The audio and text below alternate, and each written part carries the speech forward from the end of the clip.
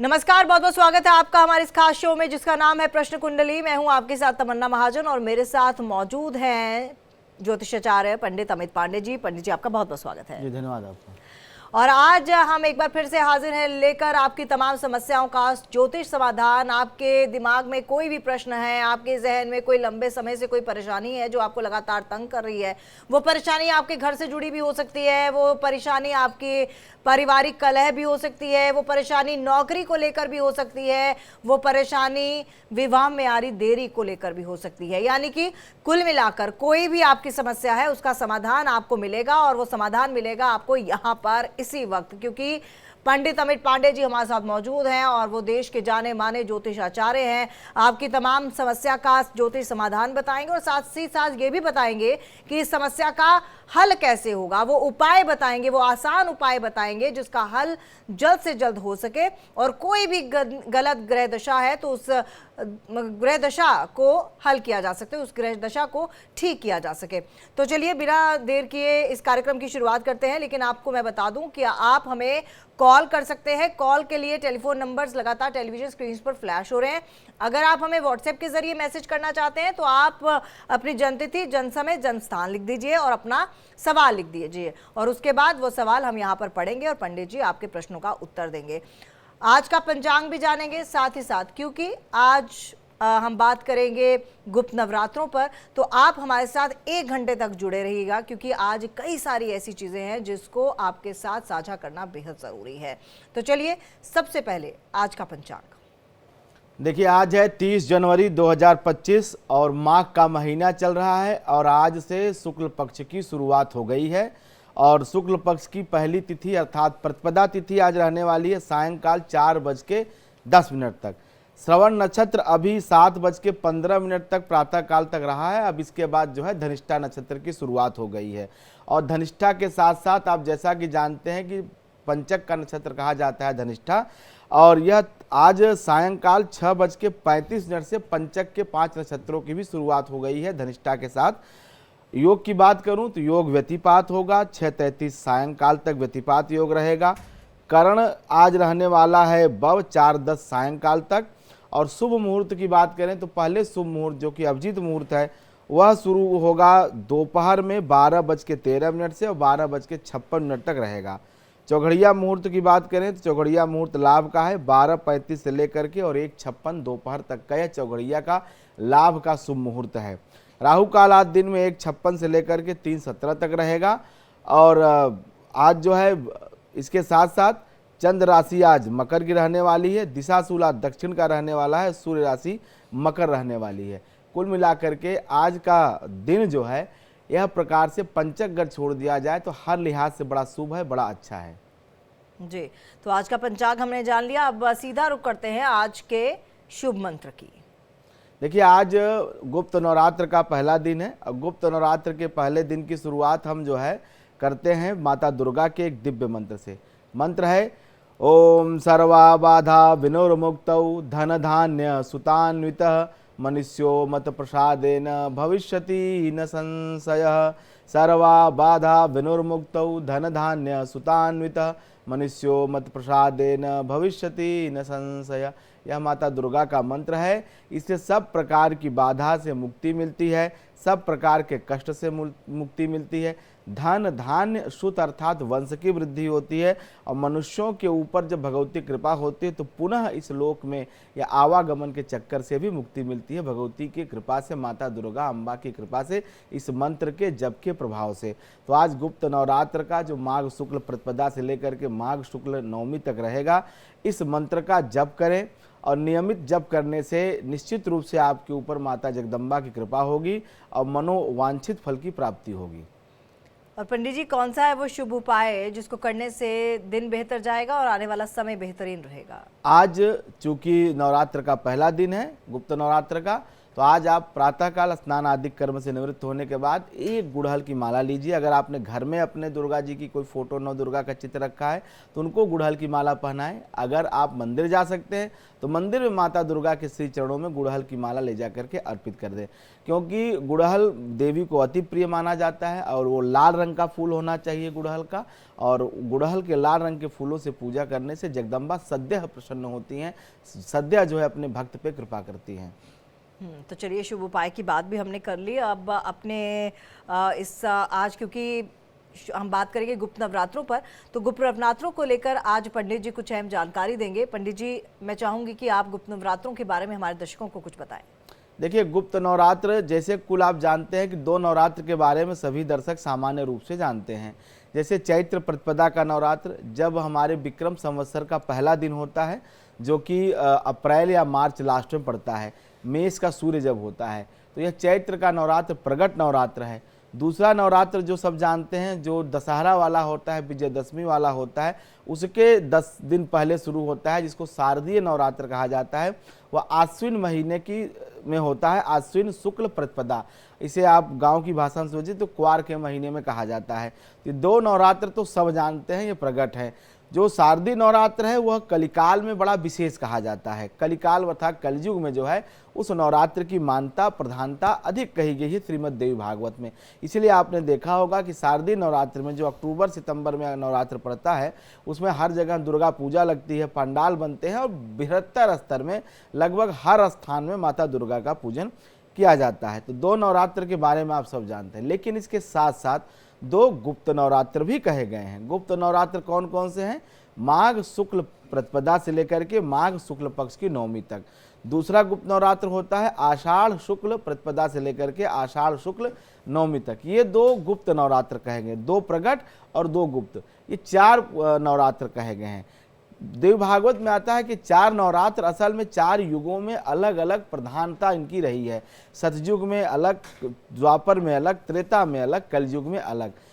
कलयुग में चूंकि भगवान श्री राम की जो रामनवमी वाला नवरात्र होता है उसका, और शारदीय नवरात्र जो रावण के वध का जो नवरात्र विजय दशहरा वाला जो नवरात्र होता है विजयदशमी वाला, वह महत्वपूर्ण स्थान रखता है। लेकिन साधना की दृष्टि से माता दुर्गा के जो उपासक हैं, जो शाक्त हैं, जो भगवान के साथ साथ जगदम्बा की उपासना करते हैं, शिव के साथ शक्ति की उपासना करते हैं, उनके लिए ये जो 2 गुप्त नवरात्र हैं, चाहे माघ शुक्ल प्रतिपदा हो और चाहे जो है आषाढ़ मास की जो शुक्ल पक्ष से नवमी तक की नवरात्र की जो है समय रहता है, ये दोनों साधना के लिए, शक्ति प्रकट करने के लिए, शक्ति प्राप्त करने के लिए, शक्ति की आराधना के लिए बहुत महत्वपूर्ण कहे गए हैं।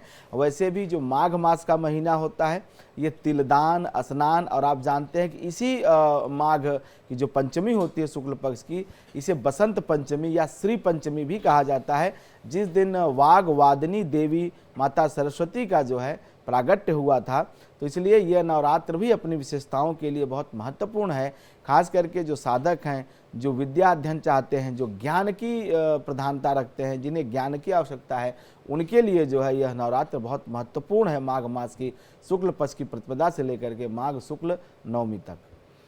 तो चलिए, गुप्त नवरात्रों का क्या महत्व है वो तो हमने जान लिया। अब वास्तु टिप को लेकर पंडित जी आज क्या बताने वाले हैं? देखिए, वास्तु टिप्स में सिर्फ मकान या जो व्यावसायिक मकान या स्थान आप बना रहे हैं, कोई ऑफिस या मकान अपने लिए बना रहे हैं, तो उसमें सिर्फ एक मैं आपको हिदायत देता हूं, एक आपको मैं यूँ कहें चेतावनी देता हूं। चेतावनी क्या है कि आप अपने घर या व्यावसायिक प्रतिष्ठान जो बना रहे हैं वहाँ ध्यान रखें कि उसके अगल बगल उसकी बाउंड्री जो है वो किसी खंडहर से, किसी मंदिर या किसी धार्मिक स्थान से, शमशान घाट से या कचरे के ढेर या अस्पताल के आसपास नहीं होना चाहिए। ये जो स्थान होते हैं, खास करके शमशान, अस्पताल, ये जो स्थान होते हैं, कहीं न कहीं कब्रिस्तान, इसकी जो निगेटिव वाइब्स होती है, जो नकारात्मक ऊर्जा होती है, उसके प्रभाव में कहीं न कहीं जब लोग रहते हैं तो उनके अंदर काफ़ी तरह की जो है दिक्कतें आती हैं, समस्याएं आती हैं। चाहे घर में सेहत की बात हो जाए या आर्थिक परिस्थितियों की बात हो जाए या वंश वृद्धि की हो जाए, ऐसे आवास में रहने वाले लोगों की वंश वृद्धि नहीं होती है, बच्चों का जन्म नहीं होता है, तमाम तरह की मेडिकल प्रॉब्लम का सामना करना पड़ता है। इसलिए जब आप मकान देख रहे हैं, नया मकान खरीदने जा रहे हैं या अपने ऑफिस के लिए कोई जगह देख रहे हैं, कोई नया आप व्यवसाय शुरू कर रहे हैं, उसके लिए अगर आप जगह देख रहे हैं, कोई फैक्ट्री बना रहे हैं, तो उसमें ये कुछ विशेष जो इसमें सावधानियां हैं रखनी चाहिए कि कब्रिस्तान, शमशान और अस्पताल या कोई बड़ा मंदिर है तो उसके बगल भी इस तरह के जो है आप आवासीय या जो है व्यावसायिक स्थान न बनाएं। वहाँ पे आप जो है थोड़ा सा कम से कम 500 मीटर की दूर पर रखेंगे तो आपके लिए बेहतर होगा। उसका जो भी नकारात्मक प्रभाव आपके ऊपर नहीं आएगा, क्योंकि कभी कभी जो है जो ये शमशान कब्रिस्तान होते हैं ये लोगों के जीवन में दुख और समस्या का कारण बन जाते हैं। चलिए अब कॉलर्स का सिलसिला शुरू करते हैं और पहले कॉलर हमारे साथ है अजीत रोहतास से। जी अजीत जी, अपना सवाल आप कर सकते हैं। जी प्रणाम पंडित जी, मैं अजीत कुमार मिश्रा बोल रहा हूँ। मेरा जन्म 24 अक्टूबर 1966 है, सुबह 7:20 थोड़ा अजीत जी धीरे धीरे। 24 अक्टूबर 1966। जी जी जी। समय 7:20 सुबह में। जी, कहाँ जन्म हुआ आपका? बिहार, भागलपुर। जी जी। आपने पंडित जी, मैंने एक बार और आपसे बात की थी, आपने बताया था कि सूर्य भगवान के पूजा आदित्य हृदय स्तोत्र और राम रक्षा स्तोत्र के लिए जी मैं जानना चाह रहा हूँ पंडित जी की कैंसर से मैं पीड़ित रहा हूँ और अस्वस्थ ज्यादा रहता हूँ। कोई टोटका और कोई अंगूठी हमें बताते तो उसको भी हम पहन लेते या टोटका करते। देखिए अजीत जी, ये बड़ी दिक्कत है हिंदुस्तानियों की कि वो कर्म की गति को समझते नहीं है। एक विषय मैं सब दर्शकों को बता दूं अजीत जी के साथ, आप फोन पे बने रहिएगा, कि ये जो स्थिति है कुंडली की या जो हम इस जन्म में प्राप्त कर रहे हैं, जो हमें मिल रहा है अच्छा या बुरा, ये कहीं न कहीं ज्योतिष का जो पूरा विज्ञान है ऋणानुबंधन कर्म पे आधारित है। ऋणानुबंधन कर्म का अर्थ होता है कि हम किसी न किसी ऋण से ग्रस्त हैं, क्योंकि हमारा कौन पिता बनेगा, कौन माता बनेगा, कौन भाई होगा, कौन जीवन साथी होगा, किस परिवार कुल में जन्म होगा, ये सारी बातें हम कुछ भी डिसाइड नहीं कर सकते, पूर्व से कहीं न कहीं निर्धारित है। एक बात। दूसरी बात, ऋण जिसका हमने कर्ज खाया है पूर्व में या पहले कभी भी, उसका ऋण चुकाना पड़ेगा। ये ऋणानुबंधन कर्म है। उसमें भी 3 तरह के कर्म होते हैं। एक होता है नैमित्तिक कर्म, जो सामान्य कर्म है, जो डेली रूटीन का होता है। दूसरा होता है तीव्र कर्म। तीव्र कर्म होता है जैसे अभी आपने कहा कि हम बहुत रोग से पीड़ित हो गए। और तीसरा होता है तर तीव्र कर्म। तर तीव्र कर्म होता है कि जिसका कोई काट नहीं है, जैसे अति कठिन प्रारब्ध, जिसका सिर्फ और सिर्फ एक ही हल है कि आप उसको भोग लीजिए। अब इसमें एक उदाहरण है हमारे इस सनातन जगत में कि जो स्वामी विवेकानंद जी के गुरु रहे स्वामी रामकृष्ण परमहंस जी, उनको भी कैंसर था। वो चाहते तो महाकाली से कहते कि मेरे कैंसर को ठीक कर दो, कहती भी थी कि मैं ठीक कर दूंगी, तुम क्यों तकलीफ झेलते हो। लेकिन उन्होंने कहा नहीं, मैं आवागमन के चक्कर से मुक्त होना चाहता हूँ, ये जो मेरा प्रारब्ध है अब इसको समाप्त हो जाने दो। तो देखिए जो ये अंगूठी, टोना, टोटका, इससे आपको फौरी तौर पर कुछ आराम तो मिल सकता है, लेकिन इससे प्रारब्ध समाप्त नहीं हो सकता है। रही बात, मैंने सूर्य की आराधना आपको सिर्फ इसलिए बताई थी कि आपके लग्न में, लग्न हमारा शरीर है, लग्न ही हमारा सब कुछ है, मुख्य बिंदु है, आज है, वर्तमान है, और उसमें नीच राशि में सूर्य बैठा हुआ है और वो स्वाति के नक्षत्र में है। सूर्य सबसे ज्यादा पीड़ित अगर कहीं होता है तो राहु के नक्षत्र स्वाति में होता है, वह अपने नीचांशक में होता है और 10 डिग्री तक सूर्य परम नीच राशि में होता है, तुला राशि में। तो इसलिए मैंने कहा था कि सूर्य की पीड़ा से अगर मुक्ति चाहिए तो आपको आदित्य हृदय स्रोत और भगवान श्री राम की उपासना करनी चाहिए, क्योंकि भगवान श्री राम इक्ष्वाक कुल वंशी हैं, सूर्यवंशी हैं, और जो भगवान श्री राम की आराधना उपासना करते हैं सूर्य की कृपा उन्हें अनायास मिलती है, सहजता से मिलती है, क्योंकि सूर्य के कुल में पैदा हुए श्री राम और कहीं न कहीं उन्होंने सूर्य को भी कृतार्थ किया, सूर्य को भी उन्होंने धन्य किया उनके कुल में जन्म लेकर के। इसलिए मैंने कहा था, तो इन टोने टोटकों के चक्कर में मत पड़िए अजीत जी। आप केवल जितना समय मिले, मैं बता रहा हूं, आप यकीन जानिए, आपको अपने ऊपर विश्वास क्यों नहीं है कि राम रक्षा स्तोत्र का पाठ अगर आप लगातार 1 महीने कर लीजिए और आप देखिए अगर आपकी जिंदगी न बदल जाए, क्योंकि ये सूर्य जो है ये नीच कहाँ। एक इसमें उपाय ज्योतिषी जरूर होता है कि एक बेल की जड़ होती है, बेल की जड़ आप जो है रविवार से 2-3 दिन पहले आप उसको खन लीजिए और लाल धागे में दाहिने बाजू में बांध लीजिए और हर 6 महीने में जड़ बदलते रहिए, क्योंकि सूर्य के नीचत्व के प्रभाव को समाप्त करने के लिए बेल की जड़ बताई गई है। और जो रतन पहने जाते हैं वो किसी भी ग्रहों के बुरे प्रभाव को दूर नहीं कर सकते, ये भ्रम है लोगों को। कोई भी रत्न ये कार्य करते हैं, प्रेरक के, कैटलिस्ट के काम करते हैं। रत्नों पे कभी मैं आपको विस्तार से कार्यक्रम करूंगा, लेकिन आज सिर्फ इतना कहूंगा कि रत्न हमारे जीवन को बदल नहीं सकते, वो सिर्फ जो हमारा अच्छा है उसको इंक्रीज कर देते हैं, उसके पावर को, उसकी यूटिलिटी को बढ़ा देते हैं। लेकिन अच्छा या बुरा कर दें, ये रत्नों का सामर्थ्य नहीं है। नहीं तो सभी लोग रत्न पहन करके और टाटा बिरला बन जाते। तो रत्नों के चक्कर में मत पड़िए। हाँ, आपके जो ग्रह अच्छे हैं, जो ग्रह आपको शुभ फल दे रहे हैं, जिन ग्रहों की दशाएं चल रही हैं, उन ग्रहों के आप रत्न पहनिए, तो उससे आपको कम समय में ज़्यादा लाभ मिल सकता है, ये काम हो सकता है। लेकिन ग्रहों के जो है प्रभाव को बदल दें, जो ग्रह नीच का है उसे अच्छा कर दें, जो ग्रह खराब है उसको अच्छा कर दें, ऐसा रत्नों का सामर्थ्य नहीं है। इसलिए अजीत जी, आप सूर्य की आराधना करिए, भगवान श्री राम की आराधना करिए, क्योंकि भगवान की आराधना से ही जो है कठिन से कठिन प्रारब्ध समाप्त हो सकता है, मिट सकता है। इसलिए कोई शॉर्टकट मत अपनाइए। कुछ दिन मेरी बात मान करके, जैसे आपकी उम्र 50 के लगभग होने जा रही है, तो अगर आपने इतना दिन झेला है तो आप 1 महीने मेरे कहने से और तकलीफ झेलिए और राम रक्षा दिन भर पाठ करिए। जब समय मिले एक पुस्तक अपने पास रखिए और शुरू हो जाइए। नहीं पूरा कर पा रहे हैं तो लास्ट का जो मंत्र है, राम राम रामेति रमे रामे मनोरमे सहस्र नाम तत्तुल्यम राम नाम वरान्ने, ये बहुत बड़ा प्रभावी मंत्र है। इसका आप फल देखेंगे 1 महीने के अंदर। तो चलिए, काफ़ी अच्छे तरीके से पंडित जी ने बताया कि आखिरकार रत्नों की क्या अहमियत होती है और किस तरह से आप अपने दुख से निजात पा सकते हैं। उसके लिए आपको रत्नों की नहीं बल्कि आपको भाव की और साथ ही साथ भगवान पर भरोसा करने की बेहद ज़्यादा ज़रूरत है। आगे बढ़ते हैं, एक और कॉलर हमारे साथ बने हुए हैं। जी, आप अपना सवाल कर सकते हैं। मनोज जी, अपना सवाल कीजिए। हाँ पंडित जी नमस्कार। जी, आशीर्वाद बताएं।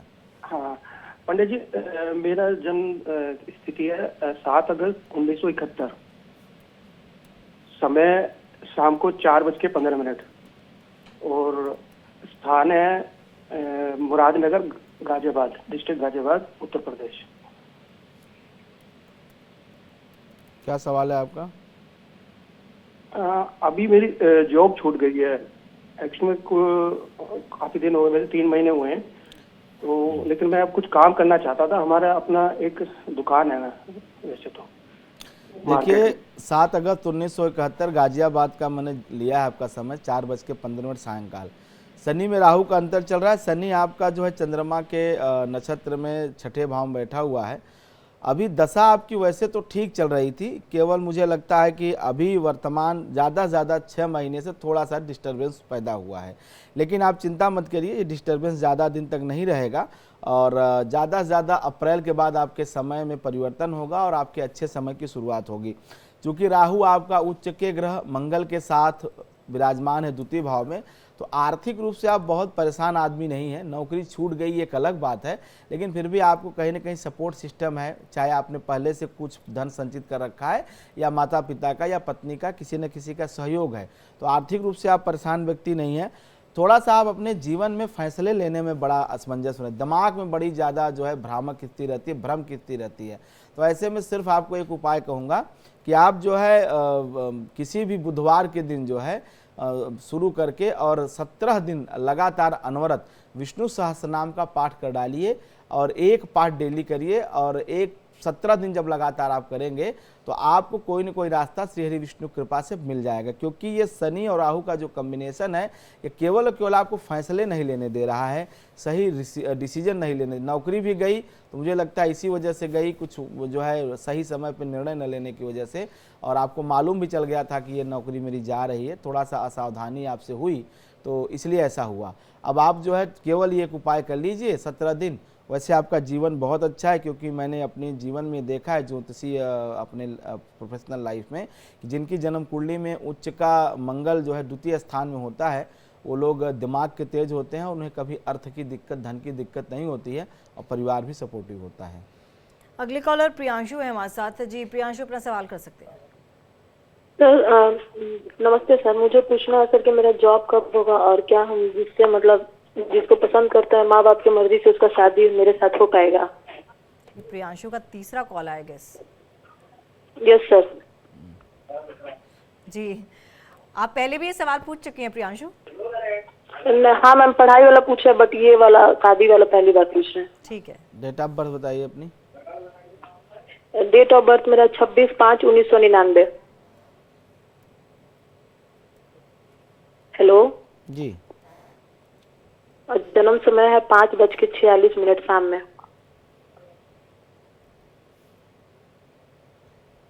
कहाँ हेलो। पैदा हुई आप, कहाँ पैदा हुई जी आप? जी जी, कहाँ की पैदाइश है प्रियांशु? डेहरी बिहार में हुए हैं, रोहतास जिला है।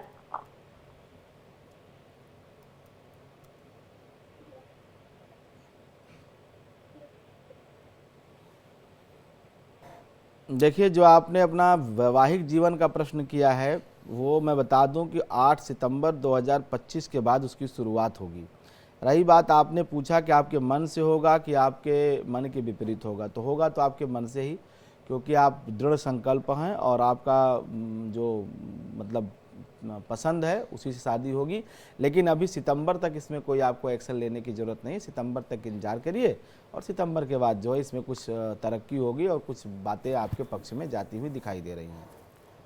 तो चलिए, आपको अपने सवाल का जवाब मिल गया। आगे बढ़ते हैं, कुछ व्हाट्सएप मैसेजेस ले लेते हैं। और व्हाट्सएप मैसेज में एक मैसेज पहला लेते हैं, पठानकोट से पंजाब, दीप्ति नाम है इनका।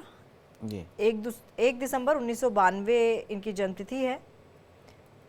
जन्म समय है 19:01। जी। और स्थान है, जन्म स्थान पठानकोट पंजाब। सवाल है, मेरी मैरिज कब होगी, अच्छी जॉब कब लगेगी, गवर्नमेंट जॉब है कि नहीं? 1 दिसंबर 1992, 7:01। जी, 7:01 और स्थान है पठानकोट पंजाब। देखिए, दशा तो इनकी जो है शनि की चल रही है और शनि इनके जीवन में अष्टमेश और भाग्येश है। दशा वैसे तो ठीक है, लेकिन इनको क्या है कि इनके जीवन में सब कुछ है तो, लेकिन वो इन्हें प्राप्त नहीं हो रहा है, अनुभूत नहीं हो रहा है। शनि की एक बड़ी बुराई है कि सामने बड़ी अच्छी से अच्छी थाली रखी रहती है, लेकिन आप उसे भोजन पा नहीं सकते, आप उसे खा नहीं सकते। ये एक इस तरह से माहौल परिवार में, जीवन में, घर में बनाता है। तो अभी जो आपने सवाल पूछा है, आपको सब कुछ मिल सकता है, चाहे वो सरकारी नौकरी हो, चाहे आपको वो जो है आपका मनपसंद जीवन साथी हो, सब कुछ मिल सकता है। लेकिन अगर आप भाग्य के भरोसे बैठी रहेंगी ऐसे इस दशाओं के ऊपर, तो कहते हैं ना कि आपकी पता चला बात तय हो गई, नौकरी में पता चला अपॉइंटमेंट लेटर भी मिल जाए तो मेडिकल में छाड़ दिए जाएंगे, परीक्षा देंगी तो एग्जाम के रिजल्ट रुक जाएंगे। तो इस तरह की अड़चन देखने को मिलेगी। सिर्फ और सिर्फ एक उपाय आपको बताता हूँ, यह करना शुरू कर दीजिए तो अगला 19 साल आप रानी महारानी बन के रहेंगी। उपाय सिर्फ इतना है कि एक सुंदर कांड का पाठ आप रोज करिए और कुछ भी मत करिए, क्योंकि ये सारी चीज़ें आपके पक्ष में होते हुए भी आपको उसका आनंद नहीं मिल रहा है। पता चला घर में, परिवार में सब सुख सुविधा है, लेकिन आप उसका उपभोग नहीं कर पा रही हैं। जीवन में कई ऐसे मौके आए कि जहां से आपका जीवन बहुत अच्छा हो सकता था, लेकिन पता चला शाम तक सब बातें पक्ष में, सुबह होते ही बात बदल गई। वही भगवान श्री राम वाली स्थिति कि सुबह राज्याभिषेक होना है और पता चला रात में ऐसा परिवर्तन हुआ कि वनगमन की स्थिति बन गई। ये जो शनि अष्टम में जाता है भाग्येश होकर के, ये भाग्य जनित इतनी समस्या देता है कि पूरे जीवन व्यक्ति की अपनी पहचान नहीं बन पाती है, खुद की एक आइडेंटिटी नहीं बन पाती है। तो ऐसे में सिर्फ एक सुंदर कांड का पाठ आप करना शुरू कर दीजिए और इंतजार करिए 6 महीने का। 6 महीने बिल्कुल खंडित मत करिए और सुंदर कांड का पाठ करते रहिए। जो आप चाहती हैं वो आपको मिल जाएगा, क्योंकि आपका भाग्य शनि है और भाग्य शनि को एक्टिवेट करने के लिए, उसका पूर्ण फल प्राप्त करने के लिए हनुमान जी महाराज की उपासना, हनुमान जी महाराज का पूजन बहुत लाभकारी होता है, बहुत जो है कल्याणकारी होता है। ये आप करना शुरू कर दीजिए। आप यकीन जानिए, सरकारी नौकरी हो, विवाह हो या संतान का सुख हो, परिवार सब आपको मिल जाएगा। लेकिन हाथ धरे पे हाथ बैठी रहेंगी तो नौकरी भी नहीं मिलने वाली है और विवाह में भी ऐसा उल्टा पुल्टा शादी हो जाएगा कि जिसमें आप जीवन भर कहीं न कहीं मानसिक रूप से फ्रस्ट्रेट रहेंगी। तो इसलिए ये बहुत ज़रूरी है आपको करना, इसको आप ज़रूर करिए। अगली कॉलर है सुनीता जयपुर से। जी सुनीता जी, अपना सवाल कर सकती हैं आप। नमस्ते गुरुजी। आशीर्वाद बताएं। गुरुजी, मैं अपने हस्बैंड के बारे में पूछना चाहती हूँ। उनकी जन्म डेट है 8 फरवरी 1986 जी। और जन्म 3:57 शाम को जी। और जन्म स्थान है अमृतसर पंजाब। हेल्थ के बारे में पूछना चाहती हूँ गुरुजी।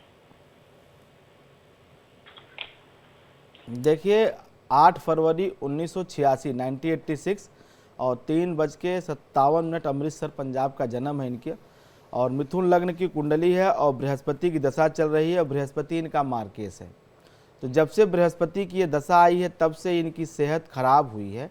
और सेहत में चूंकि मंगल और शनि रोगेश है तो ऐसे लोगों को असाध्य रोग और न ठीक होने वाली बीमारियां होती हैं। और ये दशा इनकी शुरू हुई है सन 2017 के बाद से। 9 अप्रैल 2017 के बाद इनकी तबीयत खराब हुई और इसमें 21 अक्टूबर 2019 तक का समय काफ़ी ख़राब रहा। अब थोड़ी सी स्थिति सुधार है, थोड़ी सी दवाएं इनको लाभ कर रही हैं और तबीयत भी इनकी ठीक दिखाई दे रही है। और रही बात इनको एकदम मतलब स्वस्थ रखने के लिए, दीर्घायुष्य जीवन के लिए, आरोग्य प्राप्त करने के लिए आप सिंपल एक उपाय करिए। गुरुवार के दिन इनके वजन के बराबर चने की दाल का दान कराइए एक बार। दूसरा, उसके बाद 6 गुरुवार नियमित रूप से चने की दाल, पीला कपड़ा, केला 1 दर्जन, हल्दी और नमक, ये सामान आप जो है गुरुवार 6 गुरुवार दान कराइए। लेकिन पहले एक गुरुवार को इनके वजन के बराबर चने की दाल जो है दान कराइए। और चूँकि आप इनकी धर्मपत्नी हैं तो एक छोटा सा केले का पौधा आप लगाएं और अपने सौभाग्य के लिए, अपने मांगल्य सुख जीवन के लिए नियमित केले की सेवा करें। आप उसको जल दें, उसकी देखरेख करें और यह करने से आपको निश्चित रूप से आपका मांगल्य आपके जीते जी बना रहेगा, आपका सौभाग्य बना रहेगा। जब तक वह केले का पौधा आपके घर में रहेगा आपका कभी भी अहित नहीं होगा। और जब वह पौधा बड़ा हो जाए तो उसको किसी बाग उपवन वाटिका में लगा दीजिए और फिर दूसरा पौधा ले आइए। ये उपाय आप करिए, वैसे 16 दिन बाद इसका रिजल्ट आपको दिखाई देना शुरू हो जाएगा।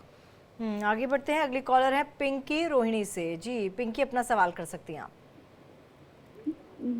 नमस्ते गुरुजी। आशीर्वाद। जी, मेरा सवाल ये है कि मैं टीचर में और ये लाइब्रेरियन में नौकरी के लिए तैयारी कर रही हूँ, पर उसमें मेरा जॉब होगा कि नहीं, ये पूछना था। ठीक है, आप दिल्ली से बोल रही हैं? जी हाँ, दिल्ली से हूँ, रहने वाली बिहार की हूँ। जी जी, देखिए नौकरी आपकी लग जाएगी, कुंडली आपकी बहुत अच्छा बता रही। समय, ये प्रश्न मैंने अभी का लिया है तत्काल का 8:25 का, तो इसके हिसाब से आपकी नौकरी का योग अच्छा है। और आपको लेकिन अभी अक्टूबर तक का इंतज़ार करना पड़ेगा और उसके बाद जो नियुक्ति की प्रक्रिया आएगी उसमें आपको सफलता मिलेगी। आप पढ़ने में काफ़ी अच्छी हैं और आपने सिर्फ लाइब्रेरियन का ही नहीं, इसके साथ साथ मुझे लग रहा है कि और 1-2 कोर्स आपने कर रखा है। तो सिर्फ इतना मैं कहूँगा कि लाइब्रेरियन के अलावा और भी जो परीक्षाएं होती हैं सरकार से जुड़ी हुई, उसके लिए भी आपको अप्लाई करना चाहिए। कहीं ना कहीं आपका समायोजन हो जाएगा। चलिए एक व्हाट्सएप मैसेज ले लेते हैं। दिव्यांश शर्मा का ये व्हाट्सएप मैसेज है। लोकेशन इनकी दिल्ली, यानी कि इनका जन्म स्थान है दिल्ली जी। और जन्म तिथि है 3/4/2019, 3/4/2019 और बर्थ टाइम यानी कि जन्म समय है 3:30 दोपहर के 3:30 PM। जी, सवाल है फ्यूचर कैसा रहेगा? देखिए 3 अप्रैल 2019, ये तो अभी बच्चा है 5-6 साल का। और जो सर 2019 3 अप्रैल 2019, 3:30 का जन्म है। इसके बारे में सिर्फ इतना कहूँगा कि सिंह लग्न की कुंडली है, कुंभ राशि है, बच्चे का जन्म पूर्वा भाद्रपद नक्षत्र में हुआ है, बृहस्पति में राहु का अंतर अभी चल रहा है। भाई साहब अभी जो है दशा, तो इनका जब जन्म हुआ तो बड़ी अच्छी दशा में हुआ और परिवार में बड़ा इनका मान है, बड़ा सम्मान है। और ये मतलब एक तरह समझा जाए तो परिवार में खुशी के केंद्र बिंदु हैं।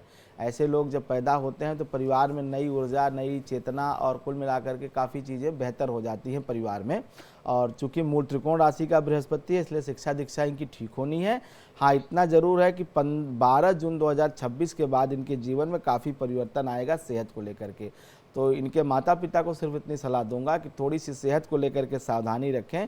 12 जून 2026 के बाद और 2029 के बीच में कम से कम एक बार इनके लिए महामृत्युंजय 1.25 लाख जरूर जप करवाएं, क्योंकि शनि इनका मार्केश है और शनि इनके लिए मारक फल देने वाला होगा, जो कि 2026 के जून के महीने शुरू होगा। और शनि पंचम में बैठ के पूर्ण दृष्टि से सप्तम भाव को देखता है, मारक भाव को देखता है, तो इसलिए महामृत्युंजय बहुत आवश्यक है। अभी सब कुछ ठीक है, लेकिन जून 26 के बाद इनकी सेहत को लेकर के कोई दिक्कत, कोई समस्या आ सकती है, तो उसके प्रिकॉशन के तौर पे एक महामृत्युंजय आप जरूर कराएं। और या इनकी माता स्वयं महामृत्युंजय इनके नाम से 10 माला रोज जपना शुरू कर दें। रही बात इनके पढ़ाई की, पढ़ाई लिखाई इनकी ठीक है, ज्ञान विद्या बुद्धि संपन्न व्यक्ति हैं, उसमें कोई दिक्कत नहीं, भाग्यशाली आदमी है, भाग्य में कोई टेंशन नहीं, भविष्य इनका अच्छा है। केवल जून 26 से 29 के बीच में सेहत को लेकर के समस्या है, उसके लिए एक महामृत्युंजय इनके लिए अनिवार्य है। आगे बढ़ते हैं। अगले कॉलर पंजाब से हैं, रमेश इनका नाम है। जी रमेश जी, क्या सवाल है आपका? रमेश जी अपना सवाल कर सकते हैं आप। जी नमस्कार जी पंडित जी। ये आशीर्वाद बताएं। गुरु जी मेरा पोता अपने उसका जन्म है 11 मार्च 2005। जी तो समय है रात 9:14। जी गुरु जी इसके भविष्य के बारे में जान जाता हूँ। दूसरी बात है मेरा एक पोता है, एक पोती है, दोनों एक ही नक्षत्र में पैदा हुए हैं, उत्तरा भाद्रपद। जन्म स्थान बताएंगे अपने पोते का? पठानकोट पंजाब। देखिए, जो आपने अपने पोते की डिटेल बताई है 11 मार्च 2005 और समय है 9:14। चूंकि इसका जन्म उत्तरा भाद्रपद के नक्षत्र में हुआ है, तो उत्तरा भाद्रपद के नक्षत्र के जन्म के साथ साथ ये नक्षत्र अच्छा माना जाता है, चूंकि चंद्रमा का मीन राशि में जाना कहीं न कहीं शुभ है। चूंकि चंद्रमा भी जल है और मीन भी जल राशि है, तो ये कहीं न कहीं ठीक माना जाता है। चंद्रमा यहाँ पे नक्षत्र ठीक है, लेकिन राशि ठीक नहीं होती है। मीन राशि चंद्रमा की शत्रु राशि कही जाती है। देवगुरु बृहस्पति और चंद्रमा का आपस में जो है सामंजस्य ठीक नहीं है। राशि भले अति शत्रु राशि है, लेकिन नक्षत्र इसका अच्छा है। अब रही बात इसके जीवन की, तो अभी दशा इसकी बुध की समाप्त होने जा रही, केतु की दशा आरंभ होने जा रही है और केतु इसका 12वें है। तो ऐसे में बच्चों में पढ़ाई से लेकर के बड़ा डिस्ट्रैक्शन हो जाता है। पढ़ने और पढ़ाने से, सही काम करने और कराने से बड़ा लोग दूर भागते हैं ऐसे बच्चे।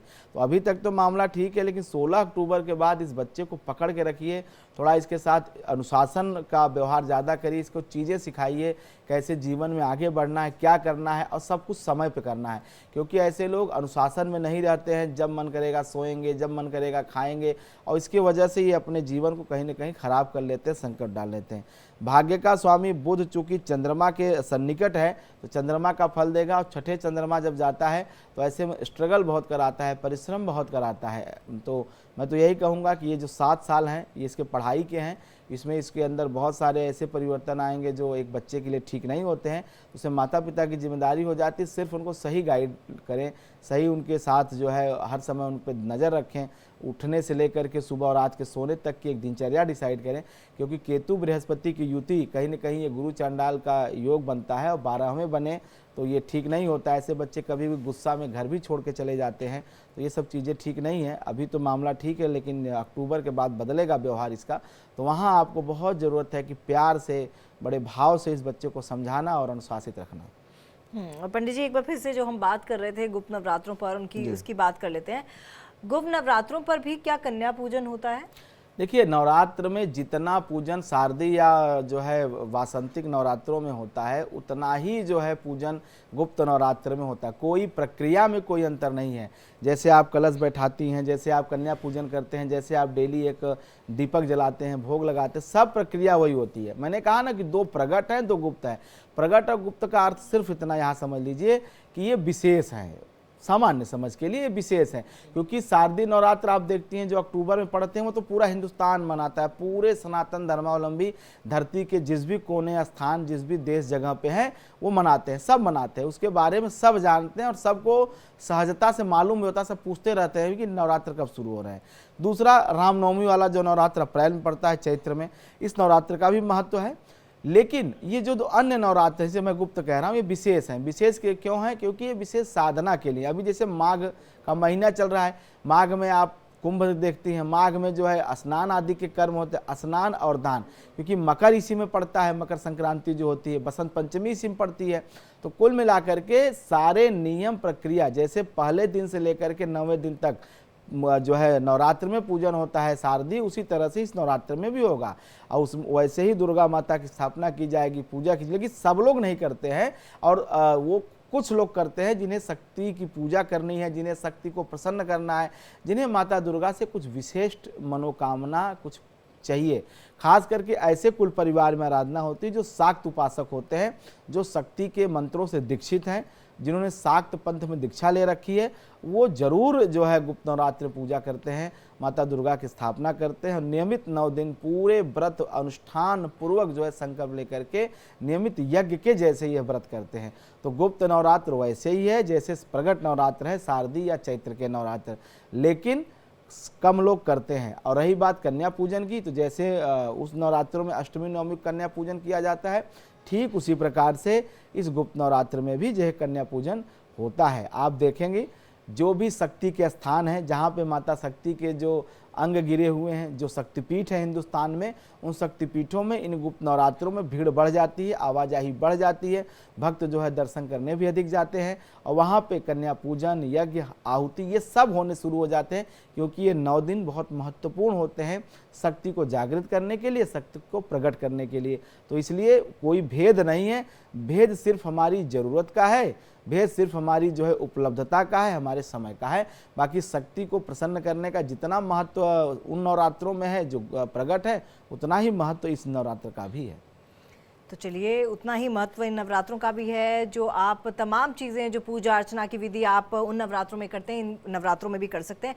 हमारे साथ अगले कॉलर जुड़ चुके हैं, पूनम नाम है इनका जी, अपना सवाल कर सकती हैं आप।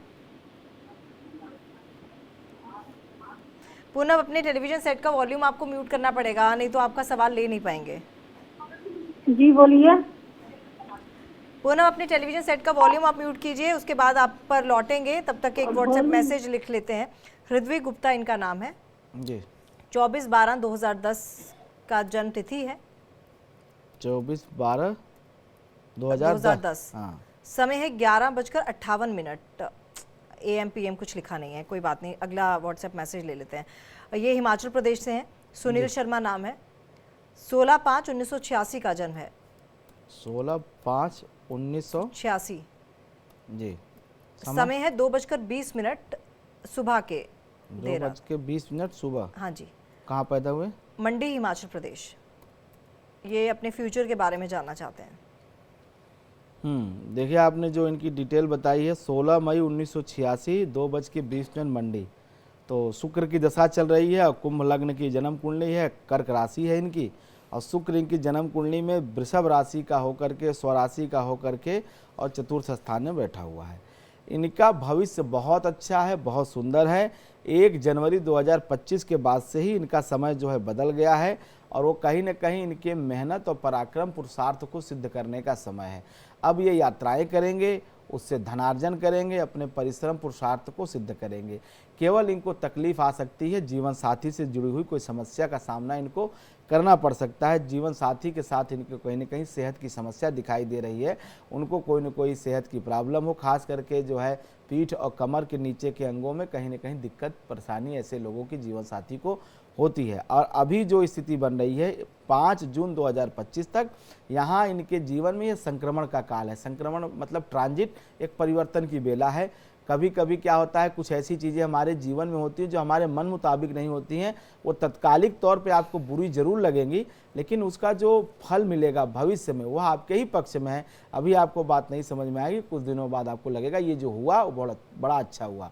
और आपकी दशा बहुत अच्छी चल रही है, समय आपका बहुत अच्छा है, कोई चिंता का बात नहीं है। और ये चूँकि शुक्र आपका स्वराशि का है, चतुर्थ भाव में है, ये शुभ ही करता है और ये 20 साल की कुल दशा है। और जिसमें से अभी आपकी जो ये दशा का पूर्ण अगर देखा जाए तो ये दशा अभी आपकी जो है 10 साल बीती है और अभी लगभग ये 7-8 साल और रहने वाली है। तो ये 6-7 साल आपके बहुत अच्छे जाएंगे और आप इसका आनंद लीजिए, कोई दिक्कत कोई समस्या आपके जीवन में नहीं है। और अगले कॉलर हैं पूनम, एक बार फिर से जुड़ चुके हैं। पूनम, आप अपना सवाल कर सकती हैं। पूनम, आवाज मिल पा रही है तो सवाल कीजिए। एक बेटा है मैडम। ठीक है, बेटे का नाम? उसका नाम है कृष्ण कुमार। जन्म तिथि है 8/1/2017, रात को 10:27 में, फारबिसगंज में। उसका पढ़ाई लिखाई कैसा रहेगा और भविष्य कैसा रहेगा? बिहार से। एक बार डेट ऑफ बर्थ बता दें फिर से। 8/1/2017। 2017 जी। ये भी छोटा ही है। और समय क्या है? समय है 10:27 रात में। ये दिल्ली पैदा हुआ बच्चा? लड़का है, कृष्ण कुमार नाम है। नहीं, जन्म स्थान कहाँ है बच्चे का, कहाँ पैदा हुआ? फारबिसगंज। अच्छा, बिहार। बिहार, अररिया जिला है जी।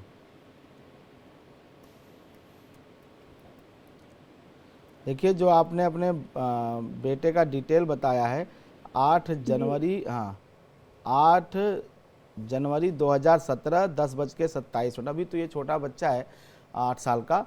चंद्रमा में शनि का अंतर चल रहा है, थोड़ा सा जिद्दी है और अभी जिद्दपने की वजह से थोड़ी सी बात वगैरह नहीं मानता है, लेकिन भाग्य इसका अच्छा है, भाग्य बहुत अच्छा है, इसके पिता का सुख इसको बहुत अच्छा है और बहुत मतलब जैसे कह लिया जाए कि परिवार में सब कुछ सुख साधन सुविधा इसको प्राप्त है और सारी जो भी इसको मतलब एक ज़रूरत की चीज़ें होती हैं, चाहे बचपन में चाहे युवा अवस्था में, सब इसको अपने आप इसके माता पिता द्वारा इसे प्राप्त होंगी।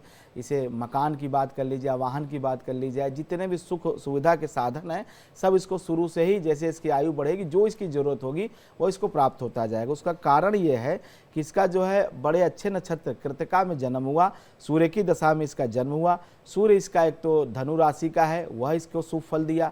दूसरा, अब इसके उच्च के चंद्रमा की दशा की शुरुआत हो गई है और ये 10 साल बहुत अच्छे जाएंगे। आगे फिर मंगल की दशा इसकी है जो कि पूर्वा भाद्रपद कुंभ राशि में छठे भाव में बैठा हुआ है।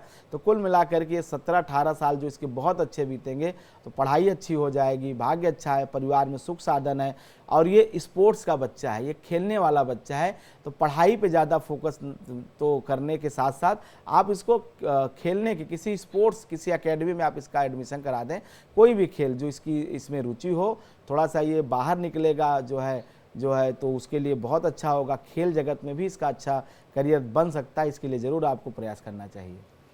तो खेल जगत में अगर करियर बनाना चाहता है आपका बेटा जब थोड़ा बड़ा हो जाए, वैसे 8 साल के तो 8 साल में बच्चों को आजकल समझ आ जाती है कि खेलना है कि क्या करना है। बिल्कुल नहीं, ये सही समय है और आपने बिल्कुल सही समय पे ये प्रश्न किया है।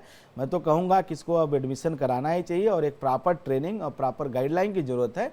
क्योंकि देखिए मैं आपको बताऊँ तमन्ना जी, आज कुंडली देखने के तरीके बदले हैं।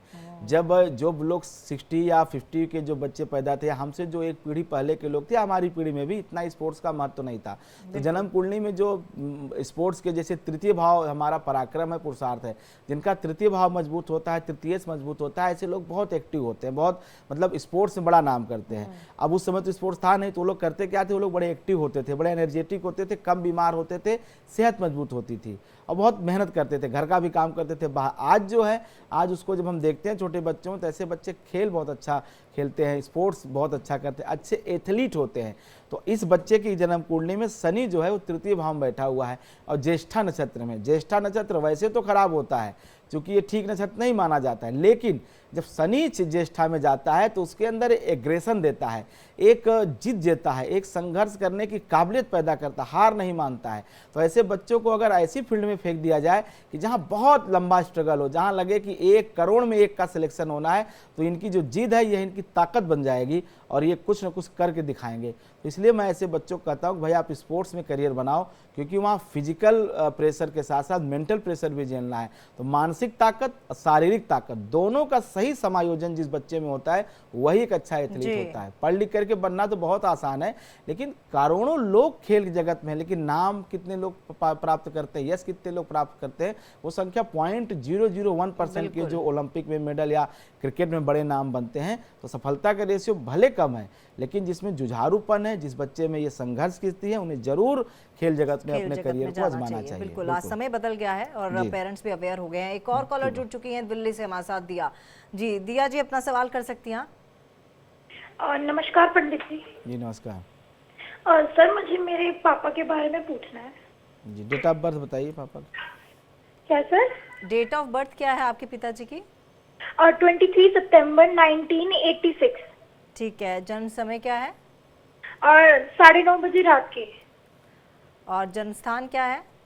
दिल्ली में। दिल्ली में। और क्या सवाल है आपका अपने पिताजी के बारे में? मैं जानना चाहती हूँ, मेरे पापा ने अभी जैसे फ्लैट लिया था, वो बिना सोचे समझे वो मतलब बहुत जल्दी फैसला ले लेते हैं और फिर वो काम बाद में खराब हो जाता है। दिया आपकी क्या उम्र है? मेरी उम्र 19 साल है। ठीक है। आप दिल्ली में पैदा हुई हैं? हाँ जी, मैं भी दिल्ली में ही पैदा हुई हूँ। ये आपके पिताजी की डेट ऑफ बर्थ 1986 है? हाँ जी। जी।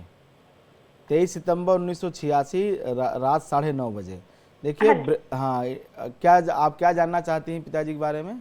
फ्लैट क्या बता रही थी? मैं जानना चाहती हूँ कि अभी हमने घर लिया था, फ्लैट लिया था, पर उसमें हम रह नहीं पा रहे हैं, तो हमें वो बेचना है और वो बिक नहीं रहा है। उस वजह से बहुत सारी चीजें हमारे घर की रुकी हुई हैं और जो मेरे पापा हैं वो बहुत जल्दी फैसले ले लेते हैं हर चीज के, तो फिर वो बाद में खराब हो जाते हैं। फैसले इसलिए ले लेते हैं कि कभी वो हारे ही नहीं हैं, कभी वो पराजित ही नहीं हुए हैं। इन्होंने जितने फैसले लिए हैं सब फैसले सही पड़े हैं, कभी आज तक के फंसे नहीं हैं। 10 में से 9 फैसले इनके सही होते हैं, इसलिए फैसले लेने में एक्टिव हैं, क्योंकि उच्च का चंद्रमा लग्न में बैठा हुआ है, मन से बहुत मजबूत है व्यक्ति हैं। दूसरा दशम भाव में बृहस्पति की अच्छी स्थिति है, तो ऐसे लोग सुखी जीवन जीते हैं, तो किसी का डर नहीं है, हर चीज़ इनके जीवन में इजली इन्हें मिल गया है। तो इसलिए शायद इनके अंदर ये एटीट्यूड है कि मतलब खुद फैसले लेना है, किसी से पूछना नहीं है। तो जो लोग सेल्फ मेड आदमी होते हैं उनके अंदर ये थोड़ा सा एटीट्यूड तो बनता है, ये कोई बुरी बात नहीं है। रही बात वर्तमान की, तो वर्तमान जरूर इनका प्रॉब्लम में आ गया है, क्योंकि शनि की ये अंतर्दशा और ये अभी इनको मार्च 2026 तक ये परेशान करेगी। और अगर मैं तो यही कहूँगा कि अभी आप जो है अक्टूबर तक इस मकान को मत बेचिए, क्योंकि अक्टूबर तक एक तो बिकेगा नहीं, और बिकेगा तो पता चला कि आपको बहुत आर्थिक नुकसान भी हो जाएगा, क्योंकि ये शनि सप्तम भाव में बैठा है, बहुत लंबा आर्थिक नुकसान देता है। और अक्टूबर तक तो बेचने के विचार पर थोड़ा सा अभी संयम रख करके, और अक्टूबर के बाद अगर इस फ्लैट मकान जो भी आपका है प्रॉपर्टी, अगर आप उसको सेल करेंगी तो वो अर्थ देने वाला भी होगा और उससे मानसिक शांति भी रहेगी। अन्यथा अभी अगर आप बेचेंगे तो बिकेगा भी नहीं, और जो पैसे भी मिलेंगे बहुत कम, मतलब ये समझो कि 60% भी रेट अगर आपको मिल जाए तो बड़ी बात है। ये स्थिति है जहाँ आप ऐसे परिस्थिति में फंस गए हो। मार्च 2026 के बाद जो स्थिति आएगी वहाँ से इनका फिर अच्छा दशा शुरू हो जाएगा, और फिर ये पूरी स्थिति पर नियंत्रण पा लेंगे, फिर इनका जीवन अच्छा रहेगा। वैसे इनका जीवन अच्छा है, इनका कोई दिक्कत नहीं है आपके पिताजी को, केवल ये प्रॉब्लम कुछ देर के लिए थी, 2 साल के लिए, उसमें भी 1 साल निकल गया है और लबोलवाब 1 साल बाकी है। चलिए, आपको अपने सवाल का जवाब मिल गया होगा दिया। और सुनीता एक और कॉलर हमारे साथ जुड़ी हुई है पंजाब से। जी सुनीता जी, क्या सवाल है आपका? सुनीता जी सवाल कर सकती हैं आप? हाँ जी, मैं अपने लड़के के बारे में पूछना चाहती हूँ जी। जी जी, अपने लड़के की जन्मतिथि बताइए। 23/6/1994। क्या? 1/6? 23/6/1994। 3 कह रहे हैं आप? 23 23। हाँ जी, 23। ठीक है, 23/6/1994। 1994। ठीक है। जन्म समय क्या है? जन्म समय 12-1 के बीच है, दोपहर का। दोपहर के 12 और 1 के बीच में। और जन्म स्थान क्या है? पंजाब, नवा शहर। ठीक है जी, क्या सवाल है? नाम अमरजीत है। सवाल क्या पूछना चाहती हैं? हाँ जी, क्या ये मंगलीक है? जी देखिए, आपने 23 जून 1994 रात दोपहर में 12:30 बजे का मैंने लिया है। अब ये इसमें एक दिक्कत है, अगर बच्चे का जन्म 12-10 के पहले का है तो फिर कुंडली दूसरी बनेगी, 12-10 के बाद का है तो जो कुंडली मैं प्रेडिक्शन कर रहा हूँ यही बनेगी। तो आप ये समझ लें कि बच्चे का जन्म 12-10 के पहले है या 12-10 के बाद का, क्योंकि 12-10 के बाद इस कन्या लग्न है और 12-10 के पहले सिंह लग्न आएगा, लगभग 12-10 12-8 आप समझिए। तो इसके हिसाब से 12:30 बजे के हिसाब से ये लड़का मांगलिक है, और इसके जन्म कुंडली में मंगल अष्टम भाव में बैठा हुआ है, और अष्टम भाव का मंगल कहीं न कहीं मंगल दोष करता है, और ये मांगलिक माना जाएगा।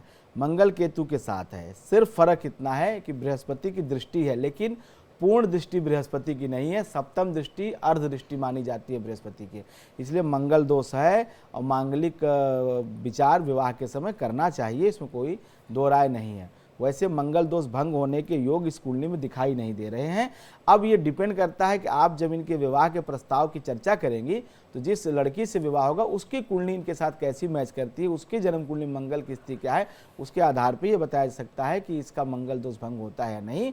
वैसे जब भी आप इसके विवाह की बात करें तो मांगलिक दोष का विचार जरूर करें।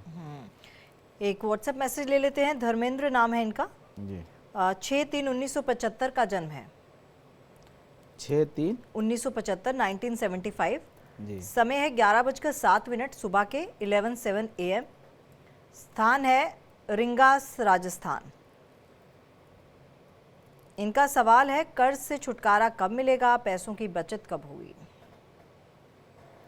6 मार्च 1975 11/7 रिंगस, राजस्थान। देखिए, ये इनकी राहु की दशा चल रही है, राहु बृहस्पति की दशा है, और अभी जो इनकी स्थिति बनती हुई दिखाई दे रही कर्ज से मुक्ति की, वो तो दिसंबर 2025 तक तो नहीं होने वाली है। और ये कर्ज कहीं न कहीं आपके गले की हड्डी बने, अब ये मान सम्मान तक बात पहुंच रही है। हालांकि इनकी आमदनी होती है, पैसे ये कमा रहे हैं, लेकिन मुझे लगता है कुछ लोगों ने पैसे ब्याज पे उठा रखे हैं। ऐसी कोई स्थिति है जो जितना कमाते हैं वो कर्ज में ही भर दे रहे हैं, और कुछ जिम्मेदारियां भी इनके ऊपर ज़्यादा दिखाई दे रही हैं। और अभी कर्ज से मुक्त होने में कम से कम 2.5 साल का समय इनको लगेगा। 2.5 वर्ष के बाद ये कर्ज से मुक्त होंगे और 2.5 साल के बाद ही इनकी कुछ बचत होती हुई दिखाई दे रही है।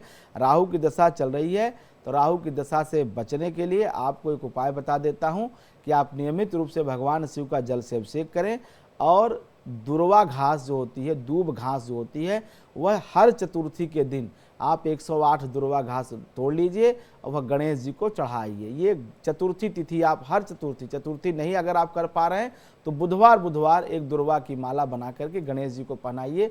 लगातार आप यह 1 वर्ष करिए, क्योंकि ये राहु आज से नहीं, ये बड़े लंबे समय से आपको परेशान करा। लगभग 12-14 वर्ष हो गए जब आप आर्थिक परिस्थितियों को सुधार नहीं पा रहे हैं। तमाम मेहनत करने के बावजूद भी आपको अपने अर्थतंत्र पे बिल्कुल नियंत्रण नहीं है। तो ये उपाय करिए, इससे ज़रूर आपको लाभ मिलेगा और आपकी आर्थिक स्थिति में सुधार भी आएगा और कर्ज मुक्ति भी होगी। तो चलिए, आपको अपने सवाल का जवाब मिल गया होगा। आगे बढ़ते हैं, एक और कॉलर हमारे साथ जुड़े हुए हैं। जी, अपना सवाल कर सकते हैं आप। भावना नाम है इनका। भावना, अपना सवाल कीजिए। हेलो, मिल गया होगा। भावना, टेलीविजन सेट का वॉल्यूम आपको म्यूट करना पड़ेगा, नहीं तो कॉल डिस्कनेक्ट हो जाएगा। मैम, मुझे मेरी बहन के बारे में पूछना है। जी, अपनी बहन की डिटेल्स बताइए, जन्मतिथि बताइए। 15 नवंबर जी 2008। जी, जन्म समय 10:50 रात को। स्थान जोधपुर। ठीक है, क्या पूछना चाहती हैं आप? उसके गवर्नमेंट जॉब है या नहीं है? ठीक है। 15 नवंबर 2008 10:50 जोधपुर। मंगल और चंद्रमा की जो स्थिति है इनकी जन्म कुंडली में वो खडाष्टक है, और चंद्रमा और बृहस्पति की स्थिति देखा जाए तो वो आमने सामने। बिल्कुल सरकारी नौकरी का योग इनकी जन्म कुंडली में है, लेकिन इन्हें एक आप ऐसा एक उपाय कराइए जिससे तत्काल मिल जाए। नौकरी का योग तो है और यह योग इनकी जन्म कुंडली में बना भी हुआ है काफ़ी समय से, लेकिन 6 मई 2025 तक इसमें कहीं न कहीं बार बार अवरोध आ रहे हैं। 6 मई 2025 के बाद इनको सरकारी सेवा में जाने का अवसर मिलेगा और उसमें इनको सफलता मिलेगी। चूँकि सूर्य इनका नीच का होकर के चतुर्थ भाव में बैठा हुआ है, यही सूर्य इनको सरकारी सेवा में जाने से रोकता है, बाधा उत्पन्न करता है, क्योंकि सूर्य का मजबूत होना ही सरकारी सेवा में जाने की गारंटी होती है। मैं इसलिए कह रहा हूं कि सरकारी सेवा में जा सकते हैं। प्राय आप किसी और को दिखाएंगे तो वो स्पष्ट कर देगा कि इनको सरकारी सेवा में प्रयास नहीं करना चाहिए, क्योंकि ज्योतिष का सामान्य सा नियम है कि नीच का सूर्य है तो आप सरकारी सेवा से लाभ नहीं प्राप्त कर सकते। लेकिन चूंकि बृहस्पति और मंगल की स्थिति मजबूत है, चंद्रमा और बृहस्पति आमने सामने हैं, इसलिए ऐसे लोग पा सकते हैं, संभावनाएं हैं। बस करना क्या है कि आप इनको रविवार का व्रत कराइए। रविवार के दिन नमक का सेवन न करें, शांति से रहें और उस दिन बिल्कुल मन शांत करके भगवान श्री राम को प्रसन्न करने के लिए राम रक्षा स्तोत्र का पाठ और आदित्य हृदय स्तोत्र का पाठ करें। नियमित ये 7 रविवार करेंगे तो इनको सरकारी सेवा में जो भी परीक्षा होगी उनमें सफलता इनको जरूर मिलेगी। लेकिन अगर ये उपाय नहीं करेंगी तो 99 पे आकर के मामला बार बार रुकेगा। तो ये रविवार का व्रत करें और रविवार के दिन ये जो मैंने पूजा बताई है ये करेंगे, जरूर इनको लाभ मिलेगा। तो चलिए, आपको भी अपने तमाम सवालों का जवाब मिल गया होगा और हमें पूरी उम्मीद है कि जितने भी दर्शकों ने हमें आज मैसेजेस किए या फिर अपने सवाल फ़ोन कॉल के ज़रिए पूछे, वो बिल्कुल संतुष्ट होंगे अपने सवालों के जवाब जानकर, और जो भी उपाय पंडित जी कहते हैं वो ज़रूर कीजिए। और पंडित जी, इतनी अहम जानकारी आपने दी, इसके लिए आपका बहुत बहुत धन्यवाद। ये धन्यवाद आपका। तो चलिए, प्रश्न कुंडली में आज के लिए बस इतना ही। कल आपके सामने फिर हाजिर होंगे और तब तक के लिए हमें दीजिए इजाज़त। अपना ख्याल रखिएगा।